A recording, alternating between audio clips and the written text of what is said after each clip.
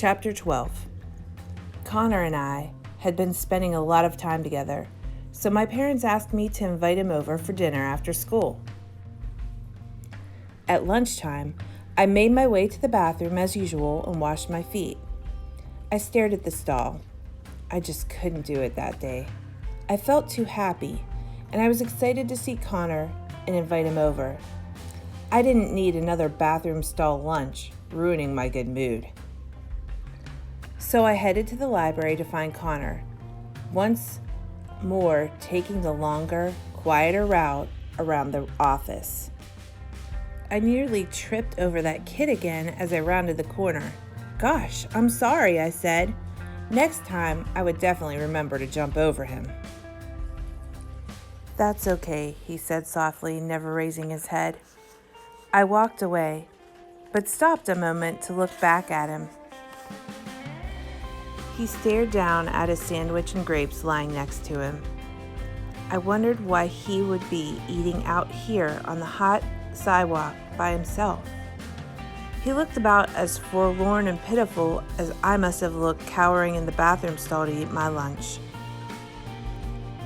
How could I just walk past him again, as though he were invisible, as though he were some speed bump in my way? I went back and stood over him. He looked up at me, his hoagie sandwich midway to his mouth. Sweat trickled down his brown cheeks. "Do you mind if I sit down?" I asked. He looked around for a second like he thought I must have been talking to the brick wall or the lamppost nearby. When he looked back at me, he shrugged his shoulders. "Okay." I dropped my school bag on the ground, eased the strap off from around my neck, and sat down. He watched as I carefully opened my bag with my toes and pulled out my lunch. I spread a napkin out in front of me, then lifted out my Cheetos, apple slices, granola bar, and peanut butter and jelly sandwich and arranged them on a napkin. "What's your name?" I asked as I opened the bag of Cheetos with my toes. Instead of giving me his name, he said, "That's cool. How did you do that?" "Lots of practice. I'm Avon." He continued to watch with intense interest as I took out a Cheeto and popped it into my mouth. "Zion," he said. "Like the Bible?" "No, like the Matrix." "Oh," I said, munching on my Cheeto. "What's that?" His mouth dropped open. "Seriously, it's one of my parents' favorite movies. They love sci-fi stuff. They said I look like Morpheus when I came out, all bald and mysterious." He frowned. "I'm not allowed to watch it, though, because it's rated R."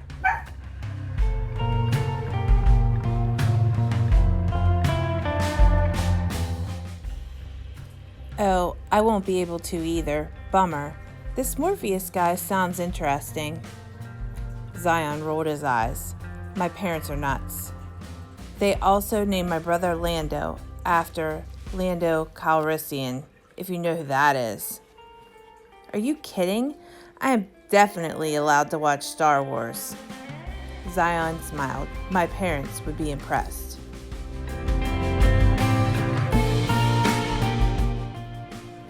I footed actually, him a Cheeto. He took it from me without flinching. "Can I ask you something, Zion?" He said, chewing on his Cheeto. "Why do you eat out here on the sidewalk by yourself?" He slowly lifted a juice box to his lips and took a long swig. "It's quiet out here."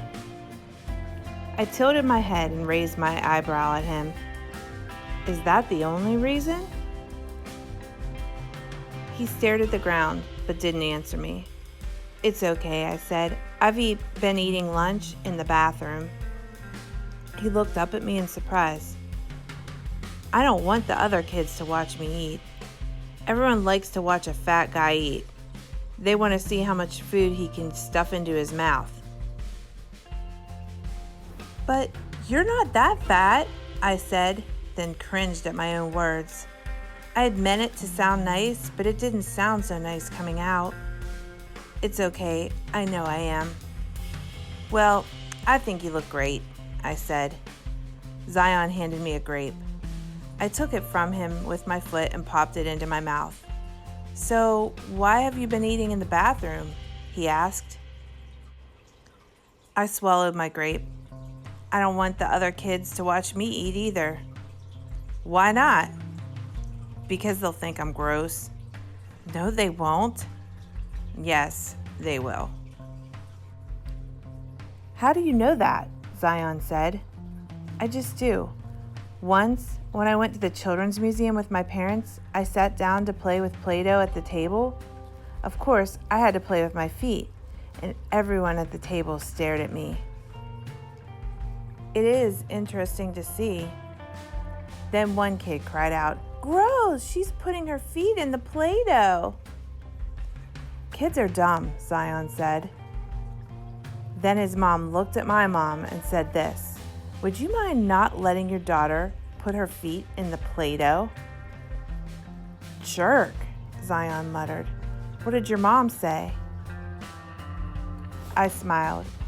She said she would make sure I used my butt cheeks instead. Zion laughed a big, full belly laugh. Oh, that's classic. I ate another Cheeto. Before that, I had never realized people thought feet were gross. Anyway, that was right before starting kindergarten. You know what the first day of kindergarten is like for a 5-year-old with no arms? Zion grinned, maybe even more difficult than for a chubby 5-year-old. Maybe. The kids asked me so many weird questions, I mimicked little kid voices. Did someone chop your arms off? How do you finger paint with no fingers? How do you use scissors with no hands? How will you play duck, duck, goose? Are your armpits ticklish?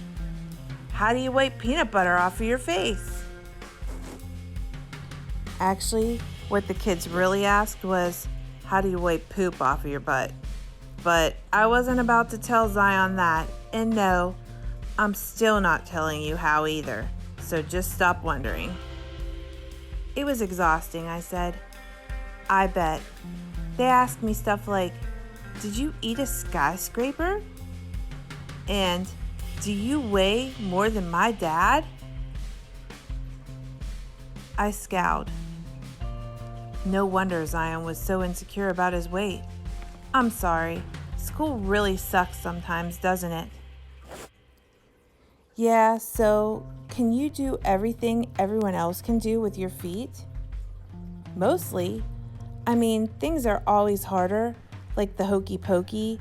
When the song says, put your right hand in, I kind of just stand there like a mannequin. And I have nightmares about flag football. Try running and grabbing someone's flag with your foot at the same time. Slightly difficult. Yeah, I can definitely see how that would be hard.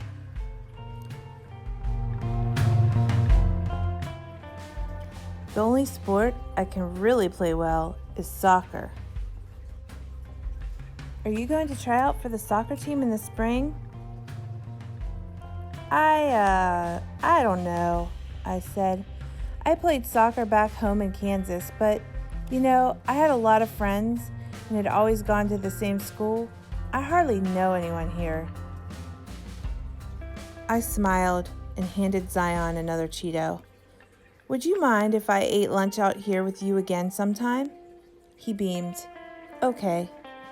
Zion and I ate the rest of our lunch together that day, hidden away on the far side of the office where no one could watch us. So Avon's walking, and she walks past a kid outside, and she meets the kid. His name's Zion. Why is he eating outside? And better yet, why do you think Avon starts a conversation with Zion? Avon, Zion, and Connor are all having tough times at school. How does that make you feel? Do you have any ideas of how we can fix this at school, or how we can be proactive to make sure this doesn't happen when we get back to school? One of my favorite things about this book is the humor that the author uses when explaining Avon's character and Avon's mom's character.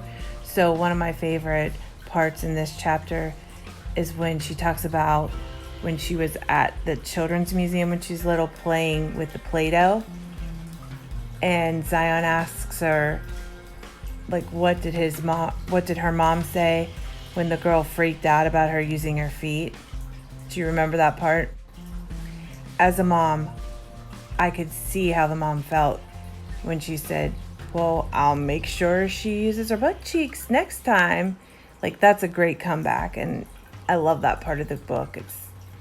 It's funny, and it's serious at the same time. I love how the mom's character stands up and makes sure Avon feels comfortable with everything going on. Do you guys like how the narrator speaks to the readers directly and the humor that she uses? I'm just wondering how you feel about it. So for today on the discussion board, let's see your opinions about the book and the narrator's humor, and also what you think our school or schools in general can do to fix some of these issues that Avon, Zion, and Connor are experiencing, what you would do, that type of thing. So I'll put it up on the discussion board and you can add your opinions. So for tomorrow, I want you to read chapter 13, it's a short one, and then post a discussion comment on the board.